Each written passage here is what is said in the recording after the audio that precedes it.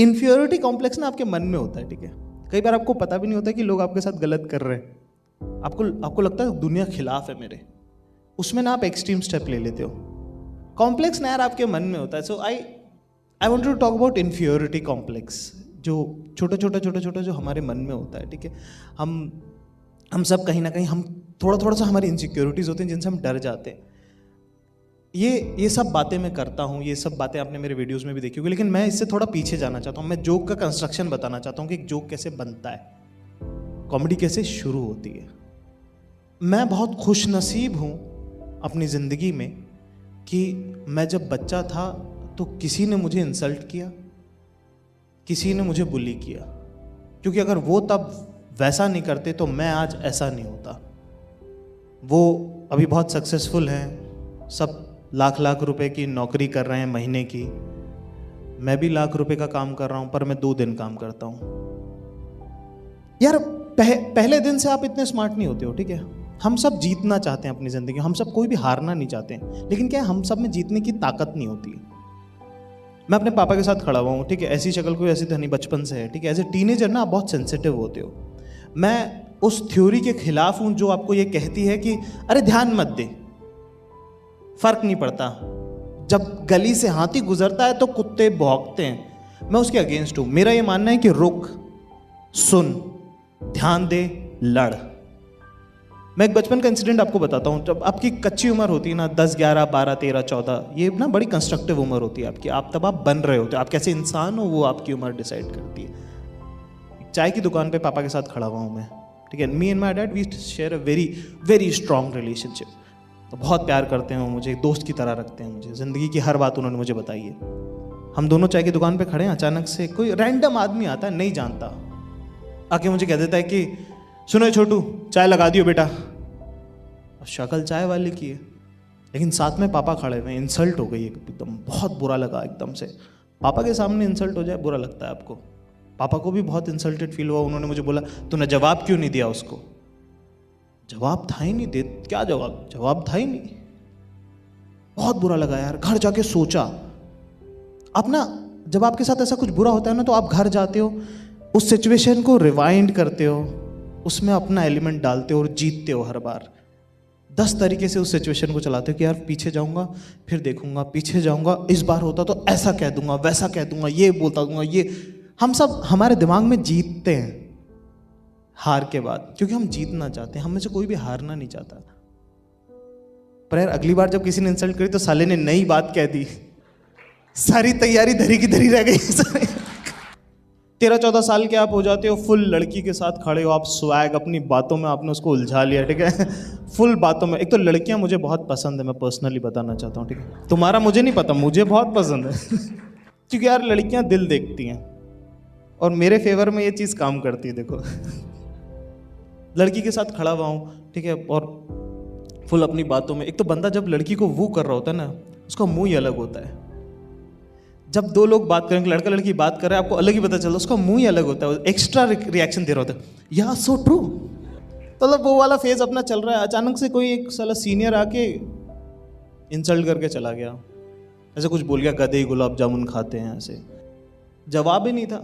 ये पिछली वाली बात से अलग थी ये बात। खैर लड़की भी, उसको भी लगा इसके साथ नहीं रहना चाहिए। सुंदर भी नहीं थी वैसे, अंगूर तो देखो खट्टे हैं ही। तो यार घर गया, सोचा, बहुत सोचा, ऐसा 10 बार हुआ। 10 बार मैं हारा। 10 बार सोचने का फायदा ये हुआ कि, पर मैंने सोचना नहीं छोड़ा, मुझे फर्क महसूस हुआ। शराब पी लेना या बेहोश हो जाने जैसा होता है, ठीक है। आपको महसूस नहीं होती चीज़ें, वो स्टेट अच्छा नहीं है।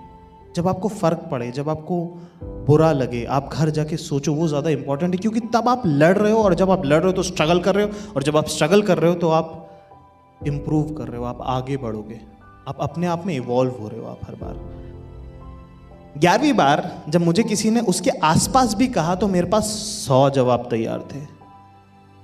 तो जब अगली बार मुझे किसी ने कुछ कहा तो मेरे पास पूरा एक आर्मर था, मैं कोई भी बात बोल सकता था उसको पलट के। किसी ने मुझे कहा कि सुन, तो चाय बोल देना, मैंने बोला सुन, पहले तू टेबल साफ कर दे। ऐसे मेरे पास मेरे अपने तरीके के 1000 जवाब थे, ठीक है। वो बहुत धीरे धीरे करके बनता है वो। आप जब मैं किसी के साथ होता हूँ और कोई मुझे कुछ कहता है, मैं पलट के तपाक से जवाब देता हूँ, तो वो कहते हैं यार क्या सही स्पॉन्टेनियस था यार रिएक्शन। लेकिन उसके अंदर का होमवर्क जो है वो बहुत सालों का है। एक छोटा सा एग्जांपल मैं देना चाहता हूँ आपको। हमारी जो इनसिक्योरिटीज है ना, वो हमारी ताकत है।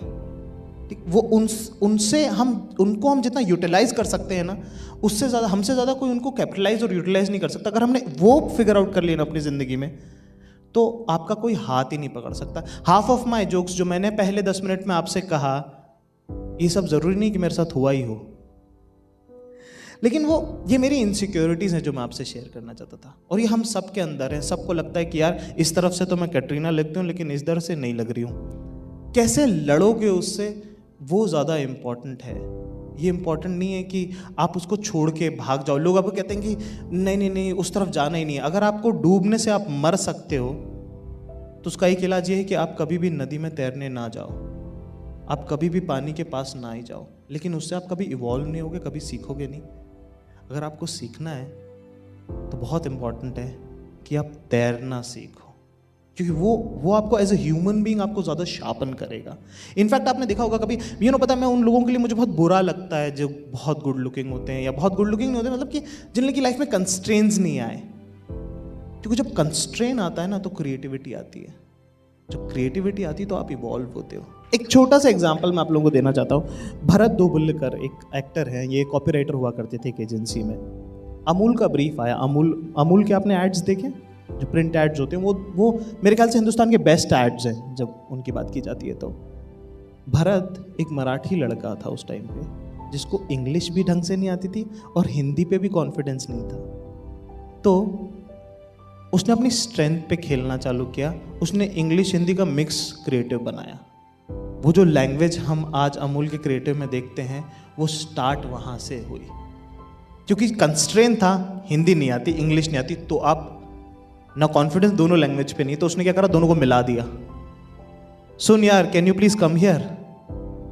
ये लैंग्वेज जो है ये वहाँ से बनी, वहाँ से ट्रांसफॉर्मेशन चालू हुआ। तो एक इवॉल्व होने की जो प्रोसेस है ना, ये हम सब देख रहे हैं अपनी जर्नी में। तो अगली बार अगर तुम्हें कोई कुछ कहे, तो ये मत सोचना कि इसको जाने देते हैं। रुक के एक मोमेंट देना, समझना, इन्वाइव होने देना, महसूस करना उस इंसल्ट को, कंस्ट्रक्टिव होने के लिए, ना कि अपने मैं में डूबने के लिए।